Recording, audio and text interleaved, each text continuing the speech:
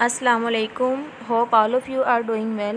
Welcome to our channel knowledge in. So जैसा कि आप जानते हैं कि हम एवरीडे साइंस के वो वाले MCQs जो 2022 और 23 के एग्ज़ाम्स में आ चुके हैं उनको डिटेल्स के साथ डिस्कस करते हैं, ठीक है। So in this video we will discuss 25 MCQs। Video को एंड तक लाजमी देखिएगा। इसका मतलब होता है कि 25 MCQs को डिटेल्स के साथ डिस्कस करने का मतलब है कि एट द एंड आपके 50 MCQs प्रिपेयर हो चुके होते हैं। सो वीडियो को स्टार्ट करते हैं। फर्स्ट MCQs है हमारा law of magnetic induction given by. Magnetic induction का जो लॉ था किसने दिया था? Correct answer is option B, Faraday, ठीक है।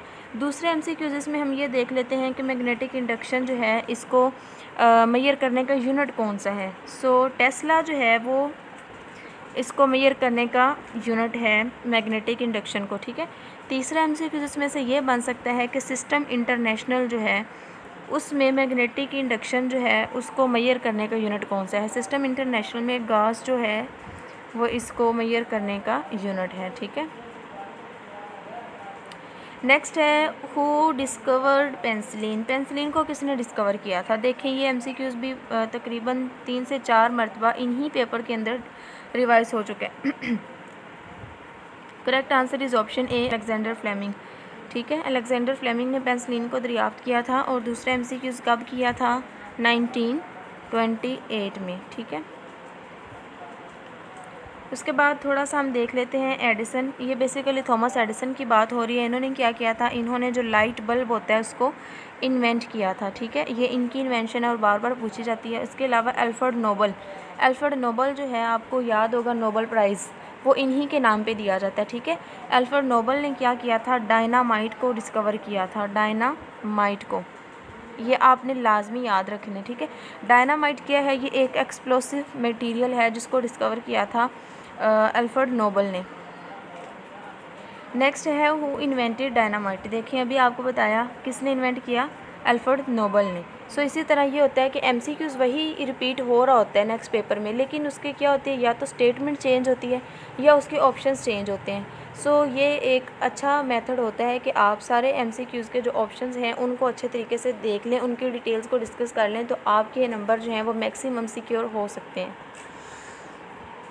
नेक्स्ट है blood group is identified by. Blood group जो है उसको किस चीज़ के ज़रिए आइडेंटिफाई किया जाता है? Correct answer is option A, antigens के ज़रिए, ठीक है। इसके अलावा ब्लड ग्रुप जो थे उनको किसने डिस्कवर किया था? तो उसका नाम बंदे का आपने याद रख लेना है, कार्ल लैंडस्टाइनर। कार्ल लैंडस्टाइनर जो था उन्होंने क्या किया था? ब्लड ग्रुप जो थे इनको डिस्कवर किया था। एक और MCQs यहाँ से बनता है कि जो ब्लड है,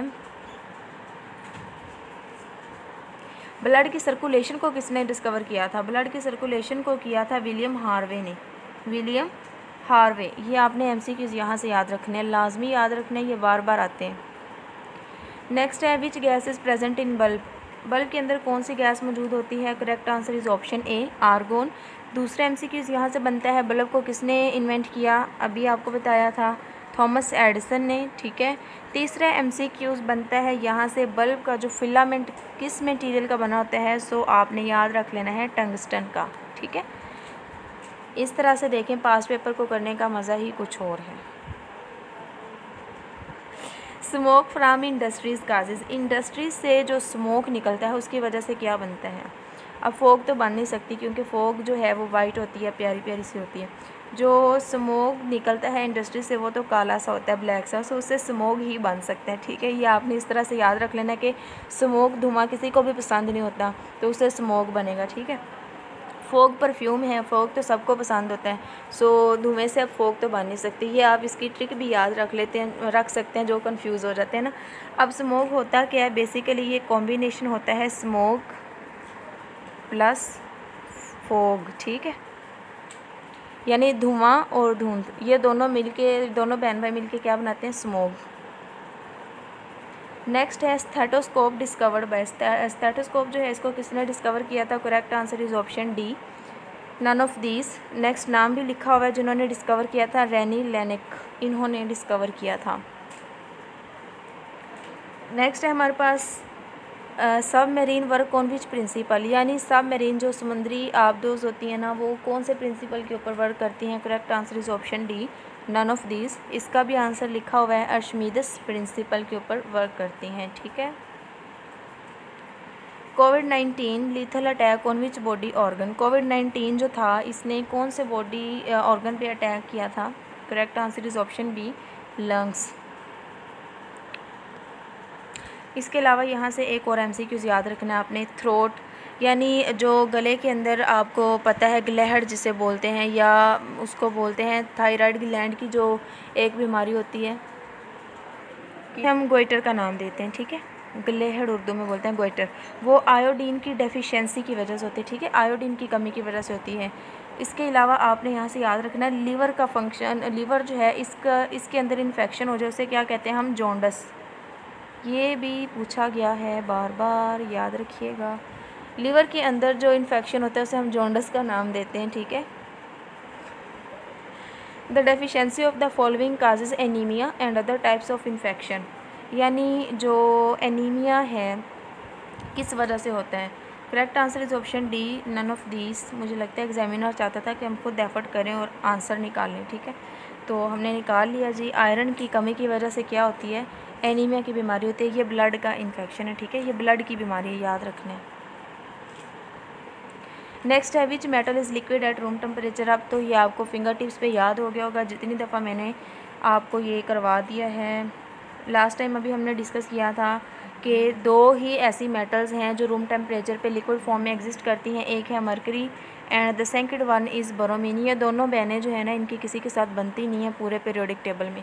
वहाँ पे गैसेस और लिक्विड मौजूद हैं, तो ये दोनों बहनें जो है ना नकचड़ी सी हैं, इसी वजह से ये लिक्विड फॉर्म में एग्जिस्ट करती हैं।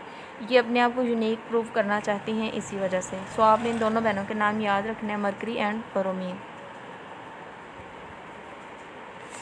Chemical gas that causes an increase temperature of earth. कौन सी केमिकल गैस है जिसकी वजह से अर्थ का टेम्परेचर इंक्रीज़ हो रहा है? Correct answer is option C, green house gas, ठीक है। ग्रीन हाउस गैसेस की वजह से अर्थ का टेम्परेचर इंक्रीज़ हो रहा है। ग्लोबल वार्मिंग आपको पता है क्या है, कि ग्रीन हाउस गैसेस की वजह से इंक्रीज़ जो हो रहा है टेम्परेचर अर्थ का, उसे हम ग्लोबल वार्मिंग का नाम दे देते हैं, ठीक है। क्लाइमेट चेंज, ये ग्लोबल वार्मिंग की वजह से हमारा जो भी क्लाइमेट चेंज हो रही है, यानी ग्लेशियर्स जो हैं वो मेल्ट होना शुरू हो गए हैं, हवा के अंदर जो ह्यूमिडिटी है वो कम होती जा रही है। इसकी वजह से फसलें जो हैं कोई जल्दी पक रही हैं, कोई ख़राब हो रही हैं। ये सारा जो हो रहा है वो बेसिकली सारे ग्लोबल वार्मिंग के नेगेटिव इम्पैक्ट्स ही हैं। नेक्स्ट है pneumonia is caused by which bacteria. Pneumonia की बीमारी किस वजह से होती है? Correct answer is option A, cocci.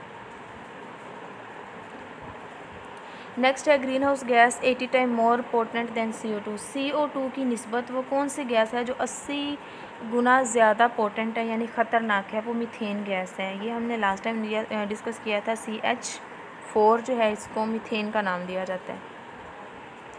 Next है astronomy is the study of. ये हमने प्रीवियस वीडियो में डिस्कस किया था, वहाँ पे उन्होंने पूछा हुआ था कि physiology is the study of, ठीक है। यहाँ पे उन्होंने पूछ लिया जी astronomy. So star, moon, planets, इन सब की स्टडी को हम नाम दे देते हैं जी एस्ट्रोनॉमी का।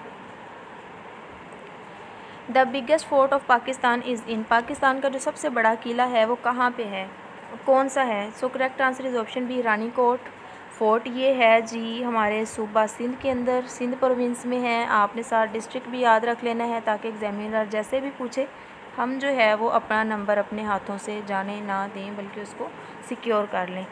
प्रोविंस कौन सा है जी? सिंध। एंड डिस्ट्रिक्ट कौन सा है हमारे पास? जाम शोरो, ठीक है, जाम शोरो, जान छोड़ो।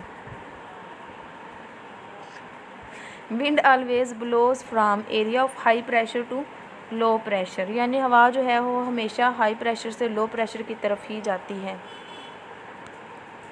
The cause of soil pollution. Soil pollution की जो है काज वो कौन सी है? सो एसिड रेन जो है वो सोयल पोल्यूशन की काज है, ठीक है। ओजोन जो है इसको O3 से प्रेजेंट किया जाता है, आपने ये याद रख लेना है। इसके अलावा ओजोन, पहला जो ओजोन होल था वो कहाँ पे दरियाफ्त किया गया था जी? वो अंटार्कटिक में दरियाफ्त किया गया था। ये आपको MCQs मैंने करवाया है प्रीवियस वीडियो के अंदर। इसके अलावा एसिड रेन की pH जो है ये मैं आपको 3 से 4 दफ़ा बता चुकी हूँ। सो आपका टास्क जो है वो ये है कि आपने मुझे इसकी pH जो है वो कमेंट में बतानी है, ठीक है। सो जो सही pH इसकी बताएगा कमेंट के अंदर उसको मैं मेंशन करूँगी।